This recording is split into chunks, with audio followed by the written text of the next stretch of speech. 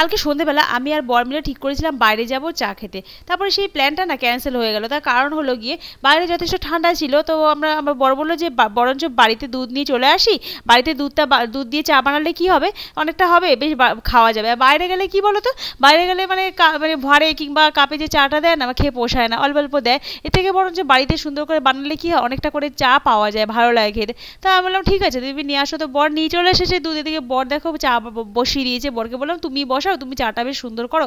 তো বর এদিকে চা বসিয়ে দিয়েছে। এদিকে সেদিন মানে এই চিপসটা কিনে দিয়েছিলাম শপিং মল থেকে, তো এই চিপসটা আমি খাচ্ছিলাম। তো এটা আমার ঠিক ভাল লাগেনি, মানে মশলা মশলা ঠিক ছিল না, মানে কিরম কিরম বিছিয়ে টাইপের খেতে, আমার ঠিক ভালো লাগেনি। এর আগে আর একটা প্যাকেট কিনেছিলাম, সেটা বেশ ভালো ছিল, এটা অতটা ভালো লাগেনি। তো বর দেখে এদিকে দেখো বেশ ভালো করে মানে মশলা মশলা দিয়ে চাটা বানাচ্ছে, মানে এলাচ ফেলাচ দিয়ে, এলাচ দিলে কি ওটা সুন্দর একটা ফ্লেভার হয়, ভালো লাগে খেতে। সেই এদিকে বানাচ্ছে বর চা। আর আমার বরের একটা বাজে অভ্যেস আছে, যখনই চা বানাবে না, চা সবসময় মানে শর্ট পড়বে। কেন কি জানি, আমি বলেছি যে বেশি করে চা বানাবে যাতে কোনো রকম শর্ট না হয়। ও এমনই বানাবে, ঠিক জাল দিতে দিতে লাস্টে এত কমে যাবে, চাটাকে কমিয়ে ফেলবে। আর লাস্টে গিয়ে দেখবো যে কাপ ঠিকঠাকভাবে ভরে না। আর আমার তখনই এরকম না রাগ উঠে যায়, কারণ সারাদিনের পর যখন একটু চা খাবো, বিশেষ করে দুধ চা যদি 1 কাপ করে না খাই, তাহলে কি মুখে লাগে বলো? 1 কাপ করে খেলে তবে মনে হয় শান্তি হয়, যে মনে হয় যে একটা চা খেয়েছি। তো আমি বলেছি ঠিক আছে, তুমি যেরকম বানিয়েছো কম করে, সে কমটাই তুমি খাবে, তুমি যেমন বাড়ি কমটাই তোমাকে খাওয়াবো আর বেশিটা আমি খাবো। তো বড় কোনো কিছু বলেনি, চুপ করেছিল। তো দেখো চা দিকে ঢালছে, এই যে যেটা বেশি পড়েছে সেটাই আমি খেয়েছিলাম, আর যেটাতে একটু কম ছিল সেটা ওকেই খাইছি। আমি যে কমটা তুমি খাবে, কাপ ভরেনি, আমি কমটা খাবো না, তুমি খাবে। তো এদিকে দেখো আমরা চাটা খেয়ে নিয়েছিলাম বেশ সুন্দর করে, মানে আরাম করে, খুব ভালো লেগেছে। চাটা খুব সুন্দর বানিয়েছিল, বেশ ঘন করে বানিয়েছিল, তো অনেকটা ফুটিয়ে বানিয়েছিল, খুব ভালো হয়েছিল। তো চাটা খেয়ে নিয়েছিলাম, খেয়ে দিয়ে নিয়ে আমরা খাবার টাবার খেয়ে নিয়েছিলাম রাত্রে।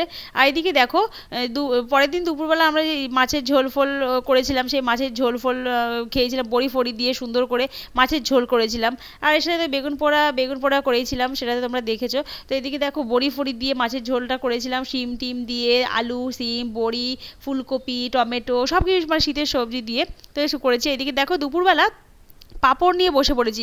আর ফ্রিজে যে চাটনি ফাটনি ছিল, সেই চাটনি যে বর খেতে আমার মনেই ছিল না, মাথায় ছিল না। তো কী করেছি, এটাকে ফ্রিজ থেকে বার করে রেখেছি কিছুক্ষণ, তারপর যখন নর্মাল হয়ে গেছে, তো আমি বললাম যে ঠিক আছে বসে বসে চাটনি দিয়ে পাঁপড় খাওয়া যাক। তো পাঁপড় কয়েকটা ভেজে নিয়েছিলাম, নিয়ে বসে বসে দেখো চাটনি দিয়ে পাঁপড়টা খাচ্ছিলাম। আর এত সুন্দর লাগছিল না চাটনিটা খেতে, একটু টক মিষ্টি বেশ ভালো লাগছিলো খেতে।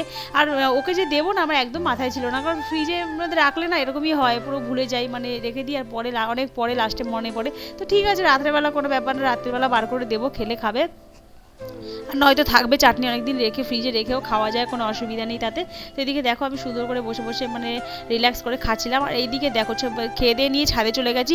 আর ছাদের মধ্যে দেখতে পাচ্ছি এইটা হলো এই গাছটা আমাকে এতটা ভুগিয়েছিল, আর এখন দেখো কত সুন্দর ফুল এসছে।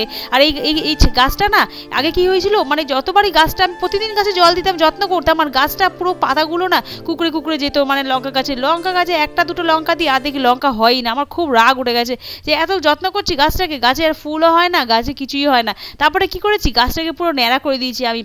এটা হলো পাশের গাছ, এটাতেও হয়েছে লঙ্কা, দেখো কত ফুল এসছে গাছে।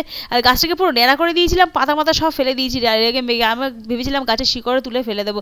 তারপর দেখো যে গাছটাকে ন্যাড়া করে দেওয়ার পর এত সুন্দর মানে পাতা বেরিয়েছে যেরকম, আর ফুলে তো ফুল পুরো একদম ভরে গেছে। এবার জানি না এগুলো হবে কি না, যদি হয় তোমাদের সঙ্গে শেয়ার করবো। আর এত ভালো লাগছে না দেখে, দেখো আমার খুব ভালো লাগে যে বাড়িতে একটা লঙ্কা গাছ থাকলে কি রান্না করতে করতে যখন রান্না যদি কখনো লঙ্কা লাগে, ঘরে যদি লঙ্কা না থাকে, টুক করে তুলে নিয়ে রান্নায় দিয়ে দিলাম, আমার বেশ ভালো লাগে। আর নিজের হাতে লাগানো জিনিসের মজাই আলাদা, তাই না বন্ধুরা? তো দেখো এদিকে দেখো কত লঙ্কা ফুল হয়েছে, তো হলে তো খুবই ভালো হয়, হলে তোমাদের সাথে সেটা দেখাবো, শেয়ার করবো।